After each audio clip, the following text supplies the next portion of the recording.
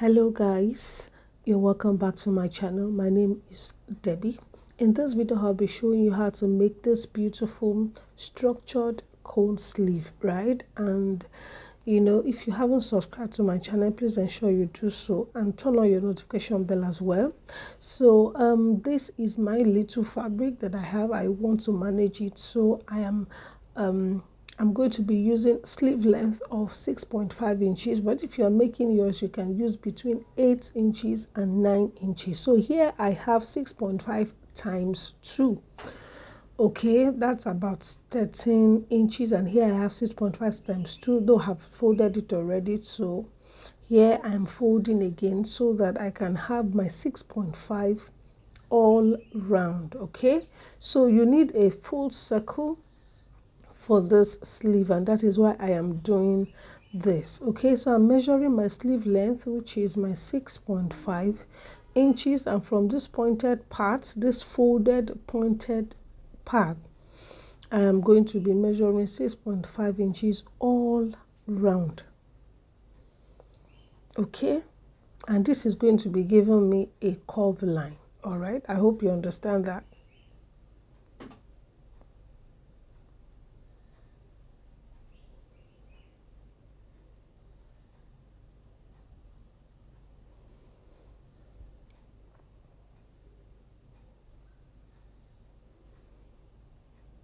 So now that I am done marking my point, I'm going to be connecting the point to have a curve line. So, and after achieving this, I'm just trying to arrange it properly because this fabric is a paper fabric. Okay, so I am cutting it right now as shown.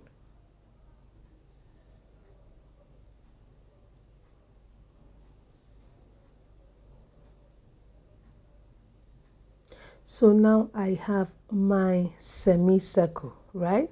So, and this semicircle I'm going to be cutting and dividing into two to have two semicircles. So that was why I said you need a full circle. So I'm going to be picking one and using it as lining, while the other will be a main fabric. So on the main fabric, the one that would serve as my main fabric, I have added my interfacing on the wrong side of it, and you can also add soft interfacing on both fabric pieces, the lining and the outer parts, right? So now this is my interfacing, and I'm placing it right side to right side. Okay, and now that I've placed it right side to right side, I'm going to be stitching the curve parts, okay, and leaving this side open. Okay, here I have done that. The curve side has been stitched, and I'm trying to just trim out the excess fabric, and here I will be notching the curve line so as to be able to relax well once I am done ironing or when I'm ironing. So notching is very important. So now I am turning it inside out.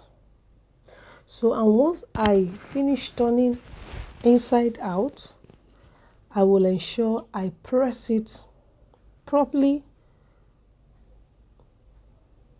to flatten it. It has to be well flattened. Okay, so I'll be ironing this side, Jacob line. Okay, so here I will be overlocking this open part. Okay, I have overlocked this open part, and I have also pressed it. Okay, so here I will just be bringing together the open part and stitching here. I'll just stitch it down.